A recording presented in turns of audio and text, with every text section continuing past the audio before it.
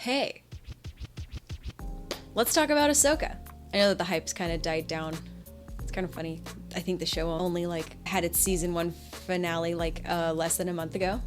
But whatever, we ball. I feel like I need to preface, I haven't seen Rebels. I'm not gonna go back and watch Rebels. I haven't seen The Mandalorian. I'm not gonna go back and try that again. I just wanted to give Ahsoka a fair shot, and I wanted to see it all on its own as its own little piece of work. And I was not totally disappointed. I liked parts of it, for sure.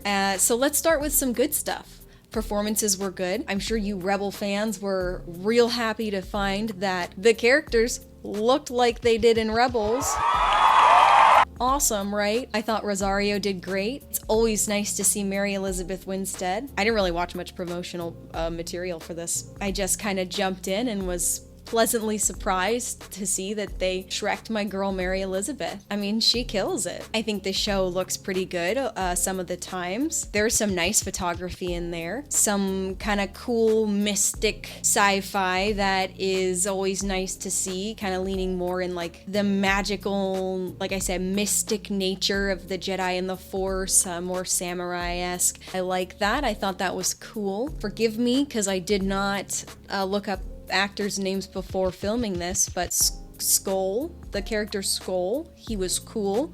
I don't want to talk about the fact that they just kind of forgot about him. We'll just talk about the fact that he was mostly cool, and I liked that he and his Padawan, their costumes looked more like suits of armor than they did like samurai robes. I liked that.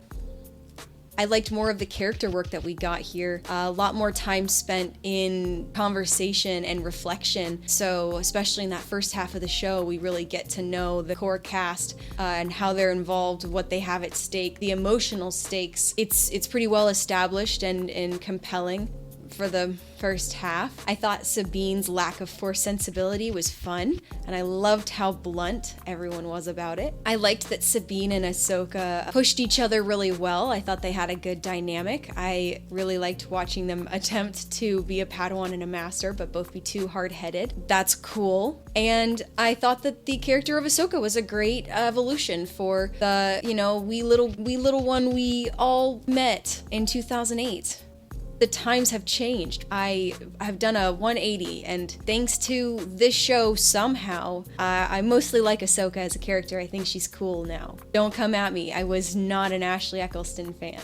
It's an objective fact that the coolest thing about Ahsoka is that she walked away from the Jedi Order. That's based. Thankfully, the authors of this show, Mr. Filoni, he understands how much that would inform her character. So she's, the fact that she's a Ronin is not even just a theme here, it's explicitly stated. And I like that. That makes sense for her, and it's cool.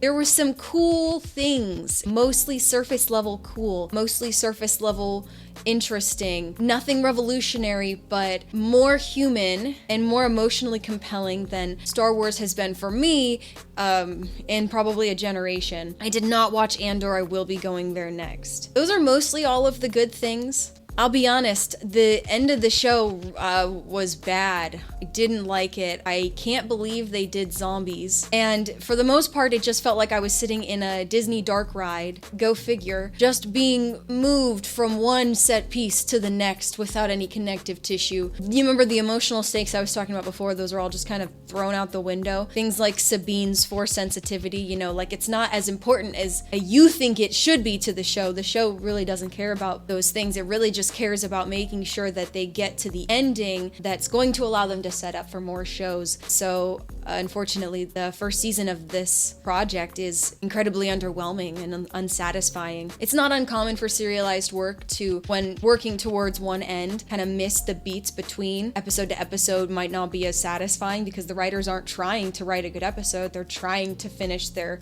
season. This feels almost like they weren't trying to finish their season, they were just trying to get to the next thing that Thrawn is going to be in. I think you can have good writing that is open-ended enough to lead to subsequent follow-ups. But it shouldn't feel like the follow-ups are the priority here, especially when the first half of the show seems to just care so much about its cast and be so much more concerned in how they feel and their dynamic relationships, how they affect one another, than it was in the background conflict of war. That was important, but it was a frame, and the core was the cast. At least I thought so, and I felt like it was pretty well established in the first half, but I guess maybe I'm just the outlier, and maybe it's actually just good that maybe zombie stormtroopers are actually just good and I'm stupid. So I give Ahsoka a 5 out of 10. Despite having some cool concepts and clearly some inspired directors behind it, it just falls victim to Filoni's greater cinematic universe. And for that, it is a very weak season. Characters might appear on the surface as if they have undergone full character arcs, but they are not according to natural consequence and are incredibly unfulfilling. So they feel secondary to the priority of just getting Thrawn out there so he can do his thing, which is really sad to me, because what otherwise felt like a little bubble within Star Wars operating within its own sensibilities and priorities is simply shoehorned into the capitalist tapestry that is Disney Star Wars. And that kind of sucks.